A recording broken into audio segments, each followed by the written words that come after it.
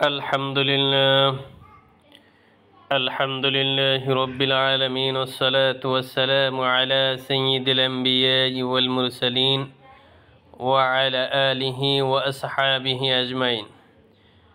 সম্মানিত দর্শক শ্রোতা ভাই বন্ধুরা, ইতিপূর্বে আমরা একটি হাদিস বারবার শুনেছি যে রাসূল করিম সাল্লাল্লাহু আলাইহি ওয়াসাল্লাম পবিত্র রজব মাস এলে মহান আল্লাহ তাআলার দরবারে দোয়া করতেন, হে আল্লাহ, তুমি আমাদেরকে রজব এবং শাবান মাসের বরকত দান করো, আমাদেরকে রমজান মাস পর্যন্ত জীবিত রাখো, রমজান মাস পর্যন্ত আমাদের হায়াত বাড়িয়ে দাও।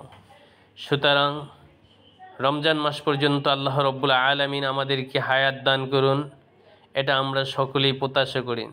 আর রমজানের আগেই 11টি আমলের জন্য প্রস্তুতি গ্রহণ করা আমাদের জন্য খুবই জরুরি।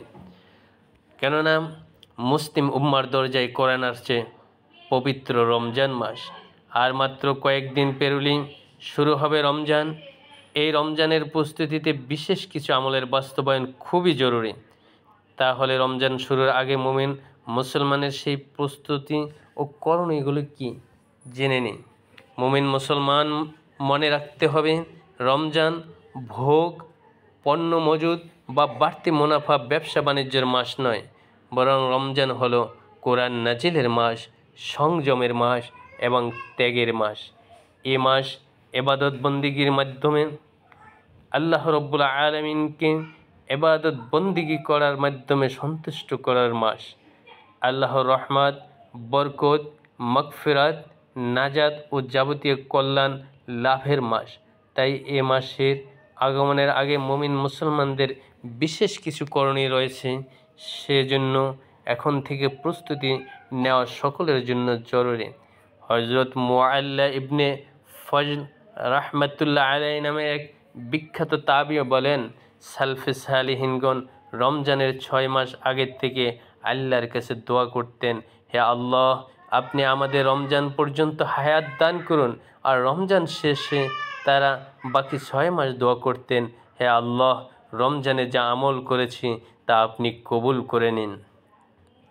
রাসূল করিম সাল্লাল্লাহু আলাইহি ওয়াসাল্লাম ইরশাদ করেছেন, নিশ্চয় আল্লাহর কোনো বান্দা যে কোনো ভালো কাজ বা আমল যদি যথাযথভাবে উত্তম উপায় করে, তবে সে আমল বা কাজ আল্লাহ তাআলার পছন্দনীয় হিসাবে গ্রহণ করেন। তাবরানী শরীফ। সেই 11টি যে কাজ আমাদের এখনই করা উচিত জেনে নেই সে সম্পর্কে। এর মধ্যে 1 নাম্বার হলো তাওবা ইস্তিগফার করা। রমজানের আগের সব গুনাহ থেকে তাওবা ইস্তিগফার করতে হবে। কোনো অন্যায়কারী যদি ভাবে যে রমজান চলে এসেছে আর আমরা সব গুনাহ এমনিতেই ক্ষমা হয়ে যাবে, বাস্তব বিষয়টি এমন নয়, বরং আগে থেকে তাওবা ইস্তিগফার করে রমজানের যাবতীয় কল্যাণ লাভে নিজেকে প্রস্তুতি করা খুবই জরুরি। আর তাতে আল্লাহ তাআলা ওই বান্দার আগের সব গুনাহ মাফ করে দিয়ে রমজানের যাবতীয় কল্যাণ দিয়ে জীবন কি সুন্দর করে দেবেন। এজন্য বান্দার বেশি বেশি পড়বেন, আল্লাহুম্মা গফিরলি, আল্লাহুম্মা গফিরলি, আল্লাহুম্মা গফিরলি, অর্থাৎ হে আল্লাহ, আপনি আমাকে ক্ষমা করে দিন, আমাকে ক্ষমা করে দিন, আমাকে ক্ষমা করে দিন। এটি হলো রমজানের পূর্ব প্রস্তুতি 1 নম্বর বিষয়, অর্থাৎ তওবা গ্রহণ করতে হবে এবং মহান আল্লাহ তাআলার দরবারে ক্ষমা প্রার্থনা করতে হবে। 2 নম্বর হলো রমজানের সব উপকারিতা স্মরণ করা। বরকতময় মাস রমজান সম্পর্কে কোরআন সুন্নাহয় যে সব ফজিলত, মর্যাদা ও উপকারিতার কথা বর্ণিত রয়েছে, রমজানের শুরু হওয়ার আগে সেসব সম্পর্কে জেনে নেওয়া, যেসব উপকার পেতে কোরআন সুন্নাহর দিক নির্দেশনাগুলো মেনে চলার প্রস্তুতি নেওয়া। মাস রমজান আসছে, মানসিকভাবে বারবার একথা স্মরণ ও নেক আমলের প্রস্তুতি গ্রহণ করতে হবে। এই দোয়াটি বেশি বেশি পড়তে হবে, আল্লাহুম্মা বাল্লিগনা রমদান, আল্লাহুম্মা বাল্লিগনা রমদান, আল্লাহুম্মা বাল্লিগনা রমদান। অর্থাৎ হে আল্লাহ, আপনি আমাদের রমজান পর্যন্ত পৌঁছে দিন, অর্থাৎ রমজান পর্যন্ত আমাদেরকে হায়াত দান করুন। সুতরাং রমজানের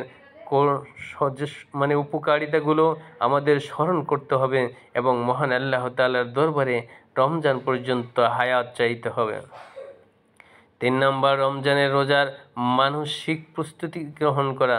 রমজান মাস পরিপূর্ণ সব ও ক্ষমা পেতে মানসিকভাবে প্রস্তুতি গ্রহণ করা। জীবনভর যত গুনাহ করেছি, এই রমজানে সেসব গুনাহ বা অন্যায় থেকে পরিপূর্ণ ক্ষমা পেতে হবে, সবচেয়ে বেশি সওয়াব পেতে হবে। রমজানের শুরু হওয়ার আগে প্রতিজ্ঞা গ্রহণ করা জরুরি। আফসোসের বিষয়, অনেক সময় পূর্ব প্রস্তুতি না থাকার কারণে রমজান পেয়েও মুমিন মুসলমানগণ পরিপূর্ণ সওয়াব ও ক্ষমা পাওয়া থেকে বঞ্চিত হয়। প্রতিজ্ঞা এভাবে করা যে চাকরি বাকরি, ব্যবসা বাণিজ্য বা নিজের কাজ যেমনই হোক, আমি আমার বিগত জীবনের সব গুনাহ থেকে নিজেকে মাফ করিয়ে নিব, আমার প্রতি আল্লাহ রাজি খুশি করিয়ে ছাড়ব ইনশাআল্লাহ। সুতরাং মহান আল্লাহ রব্বুল আলামিনের দরবারে রমজানের আসার পূর্বে মানসিক প্রস্তুতি নিয়ে মহান আল্লাহ তাআলার সন্তুষ্টি অর্জনের চেষ্টা করতে হবে। 4 নম্বর হলো রমজান মাস শুরুর আগের কাঁচা রোজাগুলো আদায় করা। রমজান শুরু হওয়ার আগে বিগত জীবনে অসুস্থ হওয়ার কারণে বা সফরের কারণে রমজানের ফরজ রোজা কাঁচা হয়ে থাকলে তা যথাযথভাবে আদায় করে নেওয়া। বিশেষ করে মা বোনদের ভাঙতি রোজা থাকতে পারে, তাই রমজানের আগে শাবান মাসে এ সময় কাঁচা রোজাগুলো আদায় করে নেওয়া। এতে দুটো ভালো আমল বাস্তবায়িত হবে। প্রথমটি হলো রমজানের ফরজ আমলের প্রতি আগ্রহ বাড়বে, বিগত জীবনের কাজা রোজা আদায় হয়ে যাবে। দ্বিতীয়, রমজানের রোজা পালনের প্রতি আগ্রহ বাড়বে। দ্বিতীয়টি হলো সুন্নাতের অনুসরণ হবে। রমজানের আগের মাস শাবানে প্রিয় নবী সাল্লাল্লাহু আলাইহি ওয়াসাল্লাম বেশি বেশি করে নফল রোজা রাখতেন, রমজানের প্রস্তুতি গ্রহণ করতেন। কাজা রোজা আদায় করার মাধ্যমে সুন্নাতের অনুসরণ হয়ে যাবে। 5 নম্বর হলো যাবতীয় গুনাহ থেকে সাধারণ ক্ষমা পাওয়ার চেষ্টা করা। আল্লাহ তাআলা রমজান মাসে অনেক মানুষকে জাহান্নামের আগুন থেকে মুক্তি দিয়ে থাকেন, তবে সাধারণ ক্ষমা সবার ভাগ্য জোটে না। কেননা এ ক্ষমা পেতে হলে দুটি কাজ থেকে বিরত থাকতে হবে। ক্ষমা প্রার্থনা করে তা থেকে ফিরে আসতে হবে, আর তা হলো শিরক থেকে মুক্ত থাকা। আল্লাহর সঙ্গে কাউকে শিরক না করে, কেউ ইচ্ছা কিংবা অনিচ্ছায় ছোট বা বড় শিরক থাকলে রমজান আসার আগে তা থেকে তওবা ইস্তিগফারের মাধ্যমে ফিরে আসা। 2 নম্বর হলো হিংসা থেকে মুক্ত থাকা। কারো প্রতি কোনো বিষয়ে হিংসা না করা, কারণ হিংসা মানুষের সব নেক আমলকে সেভাবে জ্বালিয়ে দেয় যেভাবে আগুন কাঠকে জ্বালিয়ে দেয়। তাই হিংসা পরিহার করে মনকে ক্ষমা লাভে স্বচ্ছ রাখা। 6 নম্বর হলো রমজানের ফরজ রোজার নিয়ম কানুন জেনে নেওয়া। রমজান মাস আসার আগে রোজা পালনের মাসনা মাসাইল তথা নিয়ম কানুনগুলো ভালোভাবে জেনে নেওয়া জরুরি। আর তাতে রমজানের রোজা নষ্ট হওয়া থেকে বা মাকরু হওয়া থেকে বা অন্যান্য বিষয়গুলো জেনে নেওয়া, সর্বাত্মক চেষ্টা করা, তাহলে এই রমজানের রোজাগুলো কখনোই নষ্ট হবে না আপনার ইনশাআল্লাহ। 7 নম্বরে বিগত রমজানের অসমাপ্ত কাজ চিহ্নিত করা। রমজান মাস আসার আগে বিগত রমজানের নেক আমলগুলো করতে না পারার কারণগুলো খুঁজে বের করার চেষ্টা করা। যেমন কেন নিয়মিত কোরআন অধ্যয়ন করা হয়নি, কেন তারাবি পড়া হয়নি, কেন দান সহযোগিতা করা হয়নি, কেন ইফতার করা হয়নি, কেন রোজাদারকে ইফতার করানো হয়নি, কেন 5 ওয়াক্ত নামাজ জামাতের সঙ্গে আদায় করা সম্ভব হয়নি, কেন কোরআন সুন্নাহ আলোচনায় বসা হয়নি, কেন রমজানের পরিবারের লোককে হক আদায় করা হয়নি, কেন রমজানের পাড়া প্রতিবেশী বা আত্মীয়র হক আদায় করা হয়নি। এই বিষয়গুলো চিহ্নিত করে নেওয়া। এবছর রমজান আসার আগে চিহ্নিত কারণগুলো থেকে নিজেকে বিরত রেখে কিংবা প্রস্তুতি গ্রহণের মাধ্যমে কল্যাণকর সব নেক আমল করার প্রস্তুতি গ্রহণ করা। 8 নম্বরে চলতি শাবান মাস জুড়ে রমজানের মহড়া চালু রাখা। রমজান মাসের বেশি বেশি ইবাদত করতে এবং রোজা রাখার জন্য শাবান মাসে বেশি বেশি নফল রোজা রাখা, বেশি বেশি কোরআন অধ্যয়ন করা, নফল নামাজ পড়া, তাওবা ইস্তিগফার করা, ত্যাগের মানসিকতা তৈরি করা, দান সদকা শুরু করা, যাতে এ মহড়ার বাস্তবায়ন পুরো রমজান মাস জুড়ে সুন্দরভাবে চালানো যায়। 9 নম্বরে রমজান মাস জুড়ে 24 ঘন্টার রুটিন তৈরি করা। রমজান মাস জুড়ে যে কাজই থাকুক না কেন, পুরো সময়টি কোন কোন কাজে কিভাবে ব্যয় হবে তার একটি সম্ভাব্য রুটিন তৈরি করে নেওয়া। আগাম রুটিন থাকলে রমজানে চরম ব্যস্ততার মাঝেও নেক আমল সহ অন্যান্য কাজগুলো ইবাদতের মাধ্যমে কেটে যাবে। এক কথায় সব কাজের তালিকা করে নেওয়া। 10 নম্বরে শাবান মাসের শেষ দিকে রমজানের চাঁদের অনুসন্ধান করা। শাবান মাসের 29 তারিখ সন্ধ্যায় চাঁদের অনুসন্ধান করা সুন্নাত, মুছে যাওয়ার পথে থাকা এই সুন্নাতটি আবার জীবিত করার পূর্ব পরিকল্পনা গ্রহণ করা, বর্তমান সময় চাঁদ দেখা হেলাল কমিটির দিকে তাকিয়ে থাকা রেওয়াজ পরিণত হয়েছে।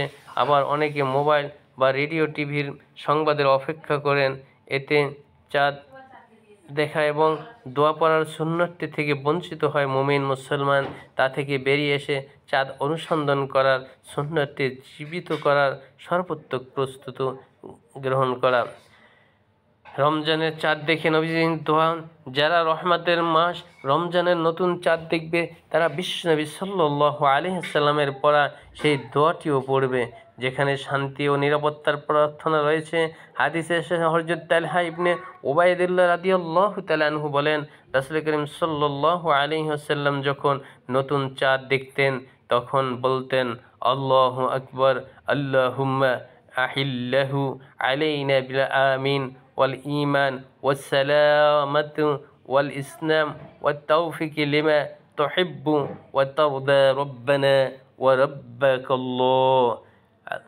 অর্থ হলো, আল্লাহ মহান, হে আল্লাহ, এই নতুন চাঁদকে আমাদের নিরাপত্তা, ঈমান, শান্তি ও ইসলামের সঙ্গে উদয় করো, আর তুমি যা ভালোবাসো এবং যাতে তুমি সন্তুষ্ট হও সেটাই আমাদের তৌফিক দাও।